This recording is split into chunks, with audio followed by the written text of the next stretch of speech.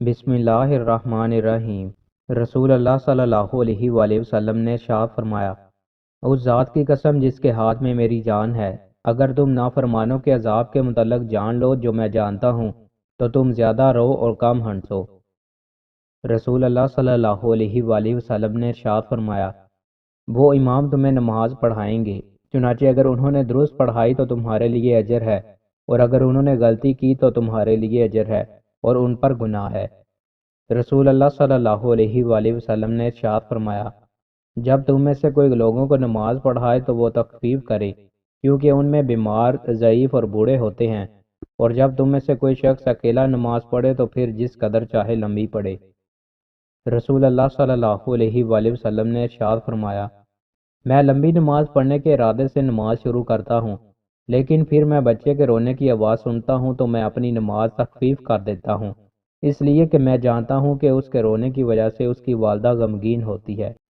رسول اللہ صلی اللہ علیہ وآلہ وسلم نے ارشاد فرمایا، قیامت کی ایک نشانی یہ بھی ہے کہ مسجد والے نماز پڑھانے سے جان چھڑائیں گے، وہ نماز پڑھانے کے لیے کوئی امام نہیں پائیں گے۔ رسول اللہ صلی اللہ علیہ وآلہ وسلم نے ارشاد فرمایا، لوگوں کی امامت وہ شخص کرائے جو ان میں سے کتاب اللہ کو زیادہ پڑھنے، جاننے، سمجھنے والا ہو۔ اگر وہ قرات میں سب برابر ہوں تو پھر ان میں سے جو سنت کو زیادہ جاننے والا ہو۔ اگر وہ سنت میں برابر ہوں تو پھر ان میں سے جس نے ہجرت پہلے کی ہو، اور اگر وہ ہجرت کرنے میں برابر ہوں تو پھر ان میں سے جو عمر میں بڑا ہو، اور کوئی شخص کسی کی جگہ بلا اجازت امامت کرائے، نہ بلا اجازت اس کے گھر میں اس کی عزت کی جگہ بیٹھے۔ حضرت جابر رضی اللہ تعالیٰ عنہ بیان کرتے ہیں، رسول اللہ صلی اللہ علیہ وآلہ وسلم کھڑے نماز پڑھ رہے تھے، میں آیا تو آپ صلی اللہ علیہ وآلہ وسلم کے بائیں طرف کھڑا ہو گیا۔ آپ نے میرا ہاتھ پکڑ کر مجھے پھیر کر اپنی دائیں جانب کھڑا کر لیا۔ پھر جبار بن سخر آئے تو وہ بھی رسول اللہ صلی اللہ علیہ وآلہ وسلم کی بائیں جانب کھڑے ہو گئے۔